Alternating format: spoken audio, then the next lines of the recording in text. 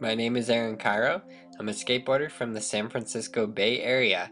I've been skateboarding for a very long time, and today I'm going to teach you how to 360 flip.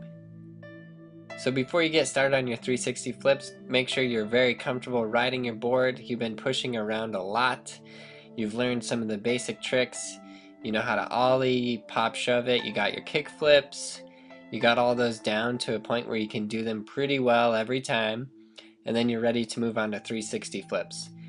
The first step of this, I suggest finding a nice crack, put your back wheels in the crack, and put your feet in a position like this. Your back foot is really on the side. You're going to need that to be over there to be able to scoop the board and flip it to the full 360. And your front foot is going to be in the kickflip position. I put my foot the exact same position as a kickflip, maybe a little more on the board, but yeah, it's cocked at that same 45-degree angle. Now here's the main part of the 360 flip, is that scoop that you saw right there.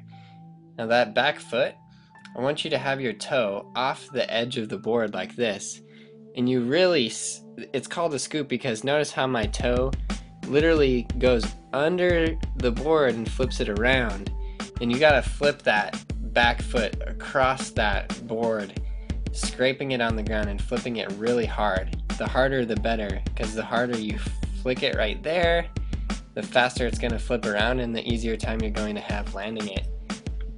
And the motion with your front foot isn't all that much. You really just kick the board just a little bit just to make it flick, and then you mainly just keep it there to catch it as it's done right there and land on it with both feet.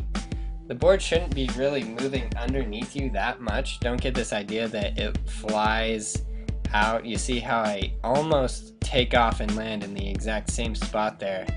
So the main point is just that back foot again and that scoop that goes right there. If you get that scoop down to a point where you can push it really hard and you're popping your board properly, the board's going to flip right underneath you. You just jump up a little bit, catch it with your front foot, and then you just land. The other thing that I want to let you guys know is you don't have to jump high to do these tricks. I get a lot of questions about how high do I have to jump? Do I have to jump really high? You don't. You have to flick your board properly so it goes underneath you.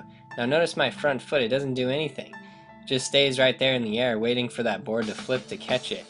After you give that first little flick with your toe, which makes your board flip, all you do is leave it there in the air and wait for the board to come around so you can catch it with your front foot. On 360 flips, you catch it with your front foot. On regular kick flips, you usually catch it with your back foot. And the main point, as I made before, is just that flick of the back foot. I wanted to show you guys many different 360 flips so you could get the idea here. I guess they all kind of look the same, but I hope it makes sense. I want you to notice really how hard I push with my back foot. The back foot does all the work. Notice that right there. Also notice the position of my knee, so you can really see how that foot scoops. It doesn't slide across, it really cocks underneath and scoops over. If you're scooping your board correctly, your back knee is going to be real bent. So watch my back foot right here as it scoops under, scrapes across, and look at how fast and how hard my back foot of the toe of my back foot right there scraped around, and now it lifts up. My front foot has just basically been staying in the same position. Now it's going to drop down.